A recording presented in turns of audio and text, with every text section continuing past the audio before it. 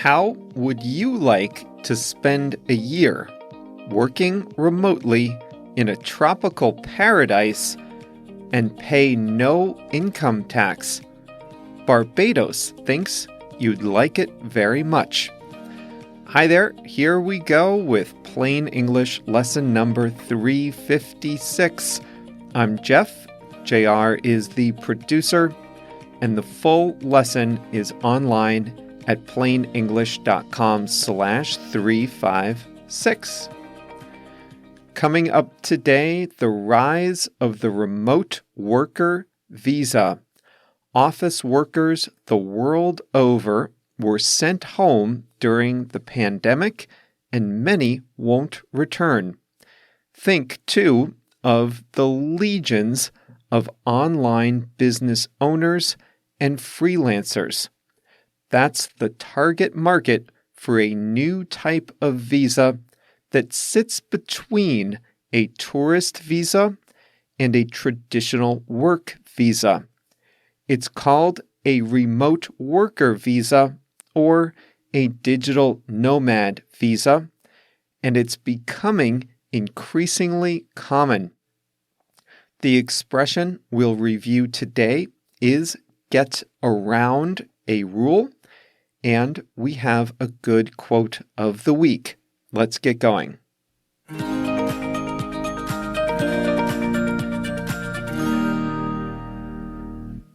Countries from the Caribbean to Europe to the Middle East are competing to attract remote workers with special visas and residency permits.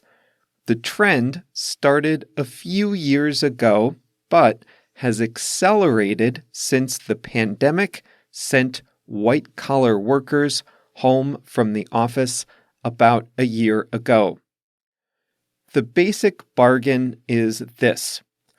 Under most of the world's immigration rules, you are either a tourist or a resident. A tourist has permission to enter the country and stay for a limited time. 3 months is the most common, and that person has no right to work for a local company. If you wish to work in another country, you typically need an offer letter from a local employer, and you have to have a job with a local company and show up to a local workplace. That didn't always accommodate the modern reality of remote work. Either people who own their own businesses, freelance, or simply have the flexibility to work from anywhere. Remote workers have traditionally gotten around this, though, by presenting themselves as tourists. The owner of an online business can enter a country on a tourist visa and perform his remote work from a hotel or a short-term apartment rental.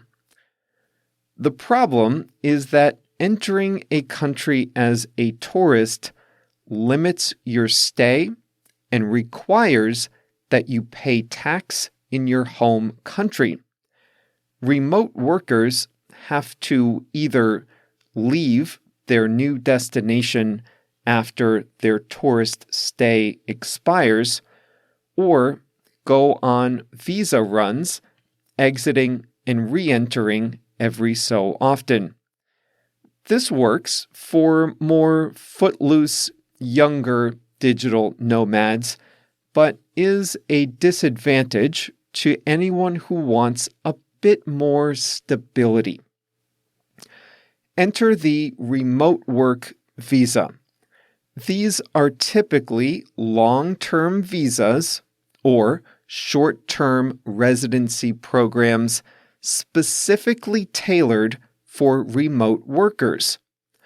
They allow remote workers to enter a country, stay and work legally for a year or two, and pay low or no income taxes. Income taxes, however, are a complicated thicket of regulations and reciprocal treaties. So while Barbados may not charge taxes to digital nomads, those workers may owe income taxes to their home countries all the same. There are several reasons for a country to offer a remote work visa. Barbados, an island nation in the Caribbean, values tourism. As a beautiful beach destination, they want to increase their profile among jet-setting travelers. This is probably the motivation behind Croatia's remote work visa too. Croatia borders Italy and has ancient towns and sparkling beaches, but is as yet less developed as a tourist destination. Other countries may be looking for more business or technological talent. Estonia, for one, has promoted itself as a well-governed, business-friendly destination with a concentration of talent in technology. The same is true for the Eastern European nation of Georgia. By attracting remote workers and business owners, these countries hope to benefit from a better talent pool within their borders. And remote workers may forge local business ties that last even after the remote worker leaves. Specific rules and eligibility requirements vary from country to country, but in most cases, remote workers need to prove that they make their income from an online source or from a source based in another country. They also need to prove that they have enough income to sustain themselves during their stay, or at least enough savings to cover basic living expenses. Some destinations use this to specifically screen for higher spenders.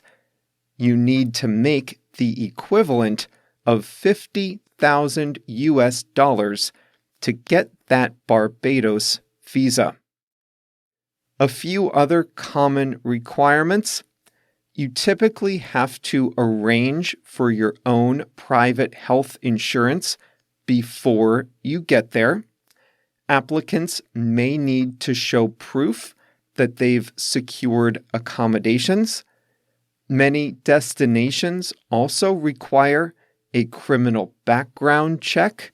Some may now require a quarantine upon arrival.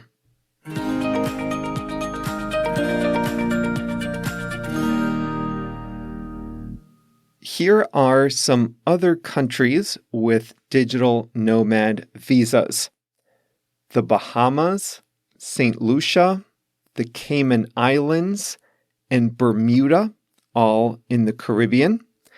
In Europe, Greece and Spain have them. Dubai, the United Arab Emirates, and Thailand also have such programs. Germany and Portugal have programs too, but there are more restrictions on who's eligible. Mexico has a good one. In Mexico, and this is not even new, you can live and work remotely for a year, but extend it for up to 4 years. A lot of Americans considering a permanent move to Mexico will take advantage of that before applying for residency.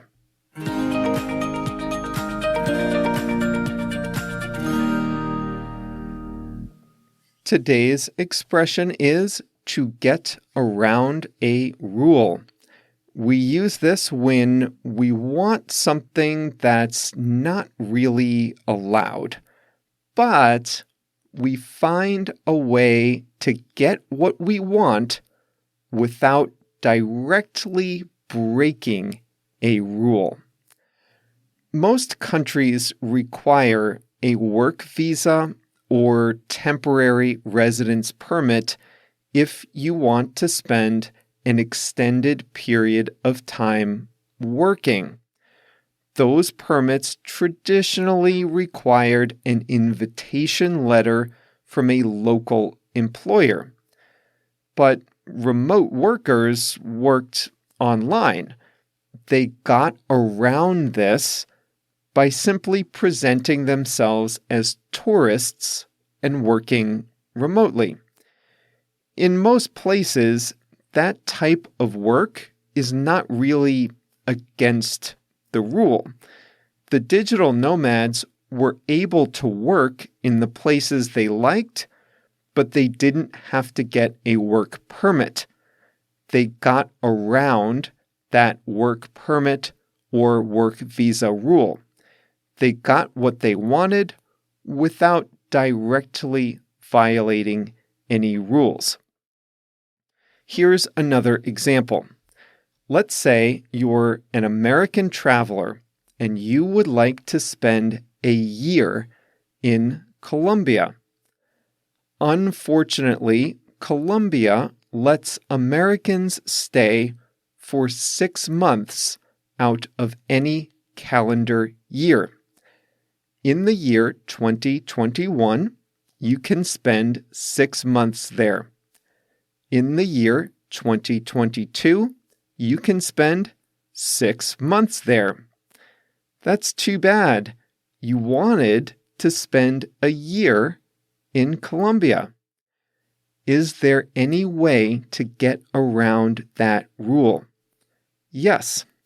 You can go there on July 1st and spend 6 months there, the final 6 months of the calendar year.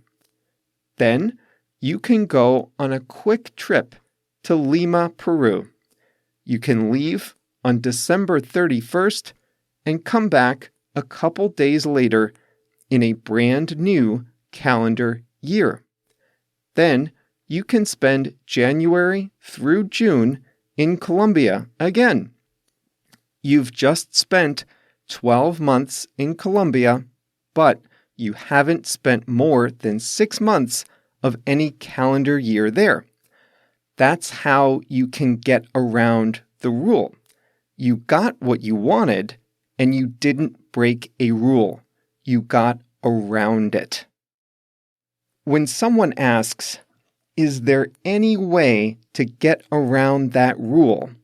the person is saying, "I don't want to follow the rule, but I don't want to directly break it either." During the pandemic, visitors to Hawaii had to quarantine in their hotel rooms for 14 days before getting out and enjoying the island paradise. Not a great way to start your vacation. I'm sure more than a few tourists started wondering, is there any way to get around that? And yes, there was. Some resorts participated in a bubble sponsored by the local government. In a resort bubble, you get a COVID test upon arrival, and you cannot leave the resort. You can leave your room and enjoy the beach, the pool, and the restaurant, but you can't leave the resort. That way, you can enjoy Hawaii, and you don't have to follow the strict quarantine rules. You can get around the quarantine requirements that way. If you shop online, you might only have 30 days to return a product to the store. Oops, it's now been 33 days since you bought that new pair of shoes and they don't fit. Returns are no longer allowed. Is there any way to get around that? Sure, you can call the company and ask them to extend the return window. I think most companies would do that if you asked. There's no way around that. If someone tells you that, then you know you can't find any exception to the rule. If you show up to the airport for an international trip and your passport is going to expire while you're away, the airline won't let you on the plane. There's no way around that. You have a valid passport on that day, sure, but they're not going to let you go somewhere if your passport expires during your itinerary. In fact, they usually require your passport be valid for at least a month after your return. That happened to one of my colleagues. His whole family got to the airport for a trip to Europe, and my colleague had to stay back for a couple of days. His passport expired a week after his scheduled return, but they still didn't let him on the plane. I guarantee you he was asking, isn't there any way around that? But the answer was always, there's no way around that. There's no exception, no way to get around the rule.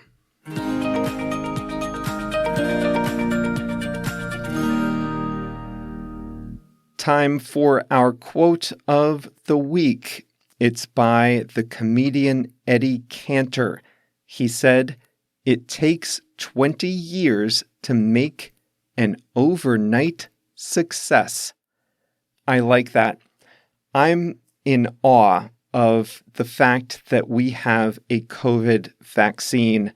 I just think it's so incredible, and we are so lucky to live in the year 2021. They developed that vaccine in less than a year, so it seems like it was an overnight success. But really, these companies have been working in the background on the mRNA technology for years and years. No glory, no headlines, no big success stories. A few small successes, but no big success stories. And then they are saving the world all in 1 year. The quote says, "It takes 20 years to make an overnight success." And I really love that quote because there are a lot of things that might seem like an overnight success to an observer. But we don't see all the work, the preparation, the trial and error, the failure, the resilience. We don't see that before a person or a company becomes an overnight success. It takes 20 years to make an overnight success, says Eddie Cantor. I really like that. And that's all today. We have a big audience, so we might even have some people in this audience who are digital nomads. We might have people researching or even applying for a digital nomad visa. If that's you, I'd love to hear from you and hear about your experiences. You can leave a comment in our free Facebook group at plainenglish.com/Facebook. The next lesson will be on Thursday. If you're looking for something to do between now and Thursday, check out our website where we have a full library of lessons going all the way back to Lesson 1. You can find them in the Libraries tab at the top of the page if you are a member.